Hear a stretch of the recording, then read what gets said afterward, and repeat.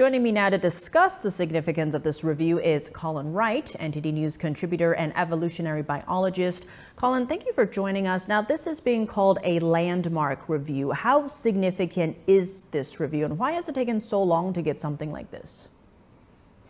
So it's absolutely a landmark review because it's not only a thorough review of all aspects of sex modification procedures for kids claiming gender distress from an independent and well-respected pediatrician like Hilary Cass, but it was published in concert with a handful of peer-reviewed systematic evidence reviews that looked at the evidence base that's used to currently justify these gender-affirming procedures. This is what took so long to happen because these systematic reviews don't happen overnight. Now, it's important to note that the systematic reviews, they represent the highest standard of evidence in evidence-based medicine because they survey the entire literature, all the studies that claim to be addressing any of the things like puberty blockers, cross-sex hormones, etc.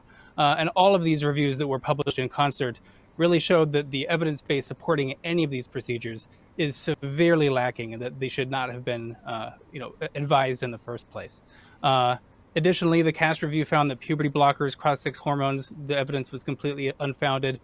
And also, they demonstrated that the World Professional Association of Transgender Health, or WPATH, was sort of involved in this citation ring with the Endocrine Society, where they manufactured this false perception of a medical consensus on these issues. In effect, it was just radical ideology rather than evidence-based medicine that was pushing these procedures forward in the medical community. And now England actually stopped prescribing puberty blockers to minors following recommendations in Cass's earlier interim report. Now, what kind of impact do you expect this will have on the U.S. medical community?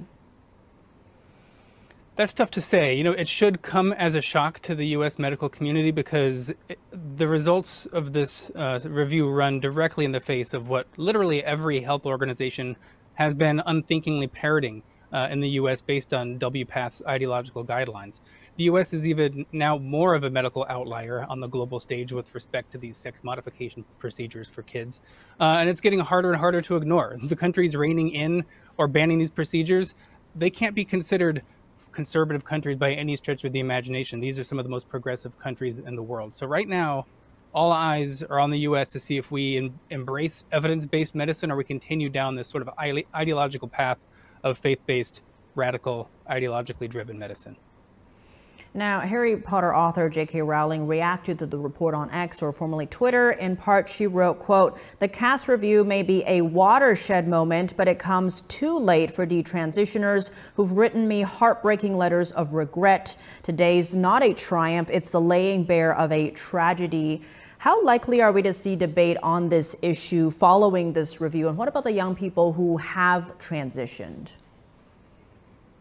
Well, the debate's gonna rage on because there was never a good evidence base to justify any of these procedures. They took the absence of evidence of harm as evidence of the absence of harm, but that's not how evidence-based medicine works. You don't just go gung-ho on procedures and then wait till the evidence emerges.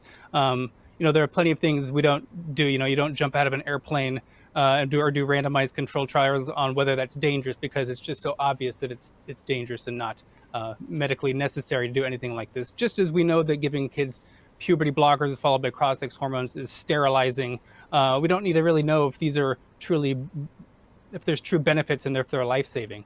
Activists are now sort of starting to pivot and say that, well, because there were no randomized control trials, the Cass review needs to be jettisoned.